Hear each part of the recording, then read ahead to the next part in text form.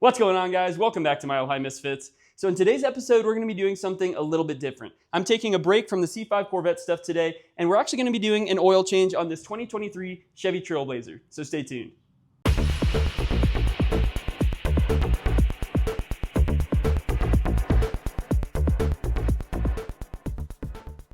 Today I'm working on this 2023 Chevy Trailblazer with the 1.3 liter 3-cylinder engine. As you guys can see over here, I have everything that I need to do this job, so we're going to go over this real quick. First things first, I got this Mobil 1 0W20 oil. That's what it calls for from Chevy. You also want to make sure that it's Dexos 1. I got 5 quarts because online people say that it takes anywhere from 4.2 to 4.8 quarts, so we went with 5 just to be safe. On top of that, I also got this ACDelco oil filter. This is the PF66. And then I also got this oil drain plug. So this one is one of these plastic plugs that the newer cars use. So this is the Dorman part. It's a 090-854CD. I think this is the right one. That's what they gave me at the parts store, so we'll make sure this works. On top of that, you also want a 3/8 ratchet with an extension so you can pull this plug out. You also want some like shop rags and stuff like that, some gloves, and then you're also going to want some jack stands, a jack, and then an oil pan and a funnel. And I almost forgot to mention, you also want a ratchet with a 7mm socket on it. This is going to let you get off the cover for your oil drain plug and your filter. First things first, let's get the car up in the air. So if you look underneath the front of the car, you've got your jack points right here. I usually am going to jack up from this area, and then I'll usually put my jack stands right here. Now that the car is jacked up, you're going to see your skid plate here, and then right here is that cover I was talking about for your oil drain plug and your oil filter. So these are all 7mm bolts, so you're just going to undo all of those, and then you're going to pull this down, and that will expose your plug and your filter.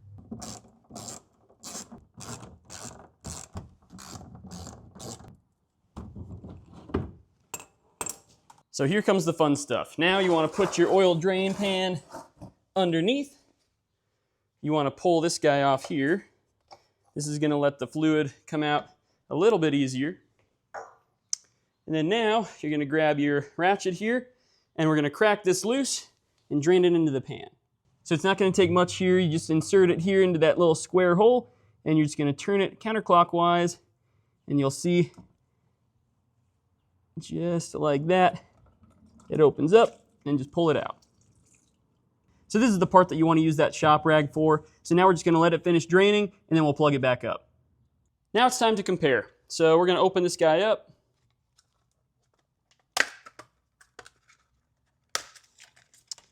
So there we go. So this is the new Dorman part here. As you guys can see, it looks almost identical to the OEM part. This one just has a blue O-ring. This one's got kind of like a brown O-ring. But besides that, they look exactly the same. So we're going to use this part. We're going to plug this one up, and then we're going to take out the oil filter. All right, so we're just going to wipe this guy off a little bit here. Make sure it's nice and clean so we don't get any drips or leaks. And then we just want to reinsert this guy. We're going to switch our socket there. And you're just going to turn this until it seats. And you're going to see these little ears there meet up. And you don't want to tighten it down too much. You don't want to break it. Wipe it down with the rag again. And you shouldn't see any more dripping at all. There you go. All right, now we have our oil filter here. So you want to leave your oil drain pan underneath this filter because it's still going to leak out a good amount of oil. So let's see if we can get this by hand. So it's a little too tight to get by hand, so now I'm going to get my oil filter socket, and we're going to pull it off with that. For the filter that I have, I'm going to use this one here. So let's get that one off.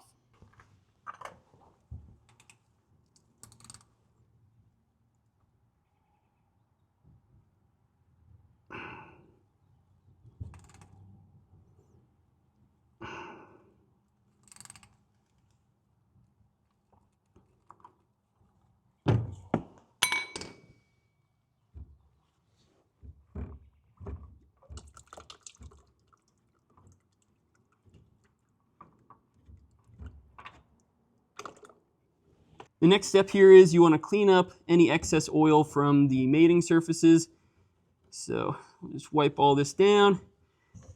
And then after that, I went ahead and I filled up my ACDelco oil filter with some oil already. You also want to kind of get some oil and run it around this plastic or this rubber ring here at the top.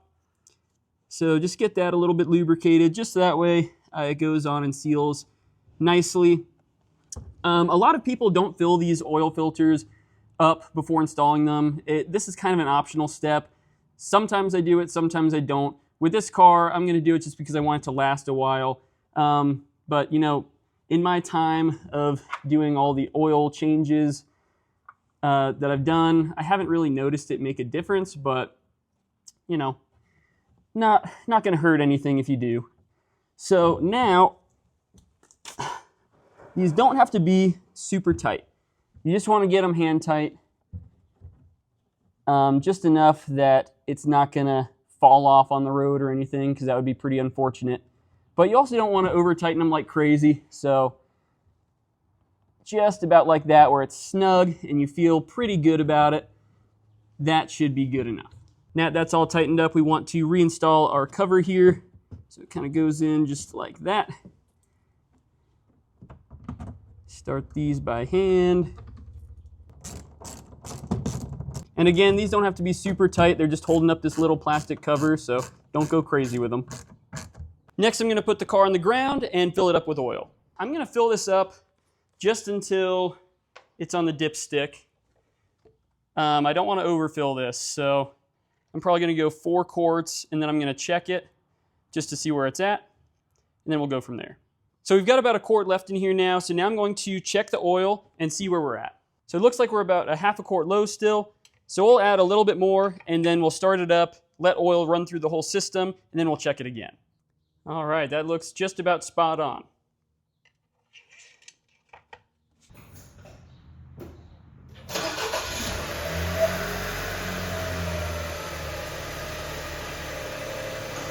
Now you want to make sure that you keep track of when your next oil change is due, so you want to do your date and your mileage, and then you also want to reset your oil life on your car. So to do that, you're basically going to scroll over using these buttons here until you get to vehicle, and then you'll probably have to use this to kind of like scroll through like up and down until you get to your remaining oil life. Once you get to this screen here, it says reset. So basically what you're going to do is you're just going to push this middle button in until it resets your oil life. Are you sure you want to reset? You just select up to yes, click it in again, and that should reset it to 100%.